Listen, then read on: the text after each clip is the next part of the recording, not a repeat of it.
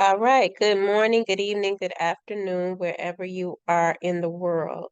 So we talked about alchemizing in the last video, and I'm going to give you Pluto's information because Pluto is the planet of alchemy.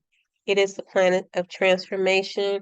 In my classes, I do teach, biblically, and I tell them to go to um, John 2, where Jesus turned the water into wine, because whenever you change something from its the beginning presence or normal state into something else.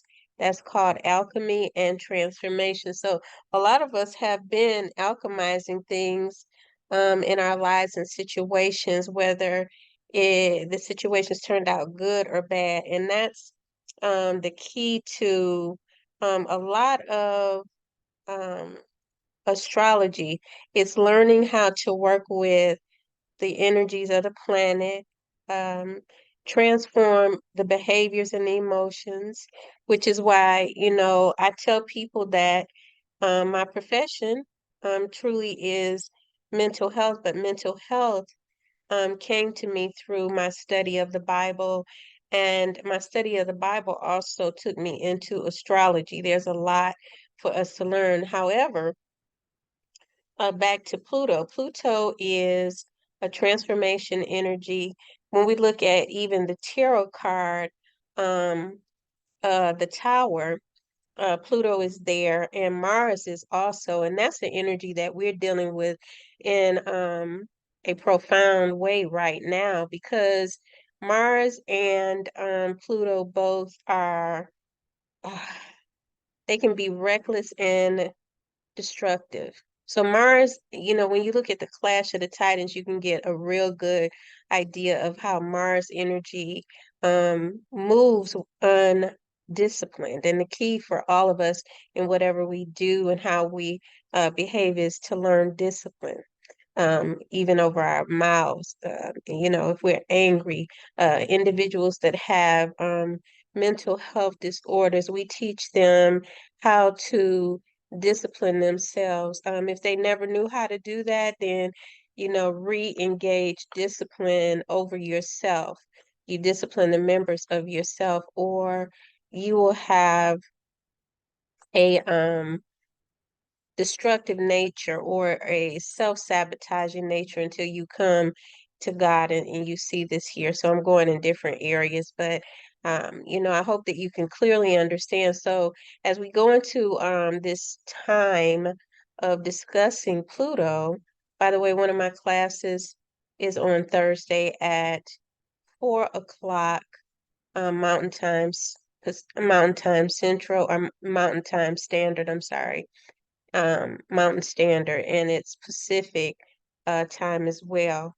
So Pluto's energy refers to the astrological influence associated with the planet Pluto. Pluto is often considered one of the most powerful and transformative forces in astrology, and its energy is characterized by themes of death, rebirth, regeneration, power, and profound change. Here are some of the keys. So we're going to give you some keys, and we want you to um, understand that when we give you keys, it's like going to the underworld, like David, or Jesus. They had to go to the underworld and get the keys of life. And a lot of times people don't get that. So you have to go through darkness in order to come into the light. And the ascension, which is in the Bible, and it's also in the astrology, conversation, um, it means that you're ascending. Now, you cannot ascend unless you have been to the underworld with Pluto, and that is where the Bible talks about Hades. Now, mentally, I feel like my experience with that is that I went in a mind state, because I'm still here in the body. And so I went in the mind state, and I had issues where I couldn't remember things. I had what seemed to be a nervous breakdown. And I was functioning in it. I can talk about that another time so that we can get through these bullet points. So, transformation. Pluto is often associated with deep and profound transformations in one's life. It signifies the process of shedding old habits, beliefs, attachments in order to make way for new growth and evolution. So it's clearing out. It's like a demolition um, a wrecking ball, or and not to be in a place where we're scaring people, but I said in the last video, people say, well, according to your will, if you let God in, but I know that the universe will impress itself upon you. And so it will come in like a demolition ball and start knocking things down because you didn't submit when things were easier to just say, okay, here I am, hither am I, father or mother, however you want to say it. So, shedding old beliefs, attachments in order to make way for new growth. New growth cannot happen if the old growth is still there. So we got to clear it out. And that's where we come into self-help and self-development groups. Why? Because most people want to be in groups. They grow from groups. We grow from discussing with one another. We even learn how to explore into other areas of life where, we haven't had experience in. So groups are a way for us to grow because we can hear what other people are saying. And by the way, it's healthy communication. Like in the group that I lead, I have a Tuesday class and I have a group of young women right now that are creating their own uh, workshops, and they're presenting the workshop information to each other. And that's where we've had business training, but we stay true to the spiritual practices, because spiritual development, personal development is what's going to get us there. Why are we there? Because we've experienced a shedding of old habits, and we still will. Old beliefs and attachments. As we grow and evolve, we'll continue to ascend, which means that things will be knocked down and we'll have to grow again. It's much like planting flowers. Some flowers come back annually, right?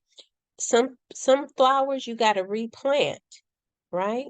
Or you got to reseed for, but some just come back every year because it's in its DNA for that to happen. So it's in our DNA to challenge ourselves to grow. And the challenge is realizing that I'm not here and suitable for a life of mediocre. And that's not to say that I'm calling anyone mediocre or living in mediocrity, but if you feel like you stuck, it's because you're not taking the courage to step out into the deep, like Peter. Peter didn't want to do that, but Jesus called him out. He debated about it. And if someone says, well, how do you know he debated? You can see it in the word, because there was fear. And most people are going to fear things they've never done before. So they need someone, they need coaches, they need support groups to help them to step on out there. And so let's go into intensity of Pluto, because see, my classes, we go into all of this here. And right now we're in the Pluto season. We're in Scorpio season. And me being a Capricorn sun, I've been through it. Okay. I can tell you about it. From 2009 up until now, the losses of home, personally, one of my children, not seeing him or being able to be a part of his life because of choices that he's made. Also choices that I alike made to say, okay, if we can't get along, then we can't be together. Marriage that was dissolved. This is dissolved, by the way, is a word that Pluto brings in. It dissolves things that are not working. Now, what it will do also is rebuild. But let's read intensity. Pluto's energy is intense and can bring about the intense experiences and emotions. So It will bring forth heightened emotions. Also, waters that may be like explosive, like a storm, because Pluto's is a water energy, or Scorpio is a water energy. It's a water sign, and it's a fixed sign. So that means that there can be volcano and impulsive reactions to things after it has carried something for so long. And that blow up is because it should be that you're speaking and you're dealing with things as they come instead of letting them pile up.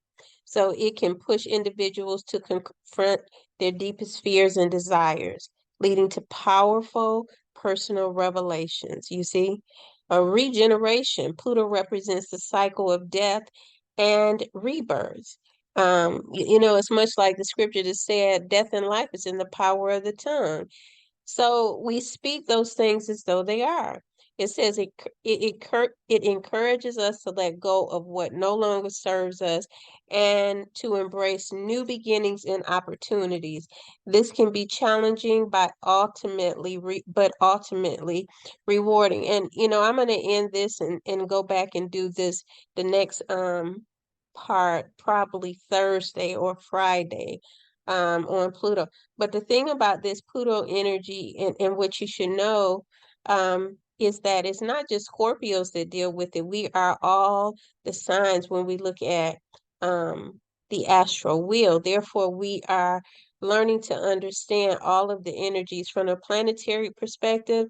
God isn't removed from that. God has created the planets and the universe. You know what I'm saying? However you want to look at it, Jesus is the doorway to this information. So at its best, what we're starting to understand here is what transformation can do and what it's for, because it wants to bring in new everything for you, new abilities, new ways of seeing, new ways of thinking. If you have problems with speaking and expressing yourself, Pluto is going to break down situations and demolish them so that you are pushed into being able to speak, because that's an evolutionary kind of thing that you would need. That's an example, right? If you are someone that cannot or feels you cannot manifest money, if you allow self-development and personal development to come in, of course, Pluto has already been a part of your experience, but you will begin to gain more by understanding what to do with transformation energy. If you have experiences losses, you in a place where it's beautiful because there's nothing there. God wants to manifest in your life. Where there is nothing is where God can work. God cannot work where everything is. And so once we let go of the things that we have, especially when we're in this season of transformation or alchemizing, what will happen is that we will begin to see the true manifestations of life that we can bring in. Now, this is a long discussion, and it's a teaching modality to understand. When I tell you about transformation, the intensity and regeneration of Pluto, regeneration is the manifestation power.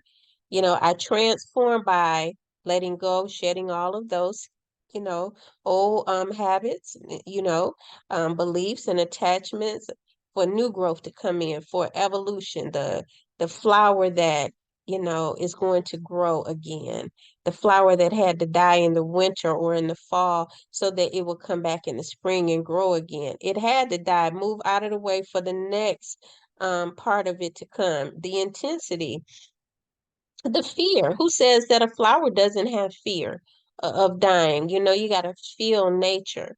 Think about what nature might be thinking about. That will help us, in our evolutionary process, you know, and the revelations that come through us letting go of fear. What is there to fear? We support each other in understanding and keeping ourselves grounded. Regeneration, that's where the growth is coming in. The death in life. You know, you can't have death without life, and you can't have life without death. But here, regeneration says that it's coming back, but it's coming back different. It should be coming back more empowered. Whatever it is that you're looking at that you need to transform, or that you might recognize at this point that you are able to transform, believe that you can do it and begin to speak to it in a way where you can speak life into it. If it's your money, if it's your relationship, if it's your health, always look at you and it, not someone else and you, because we cannot command other people's energy. We only can command ours. You know, when people pray, they say, "Oh, pray for me and my husband. We're going through." You can pray for you and your husband, but this also is, or your wife, but that's also a willful type of energy, because nothing can stay together if the two are not at one in the will. Now, when in the will of the Father, you got to give that over to the Father.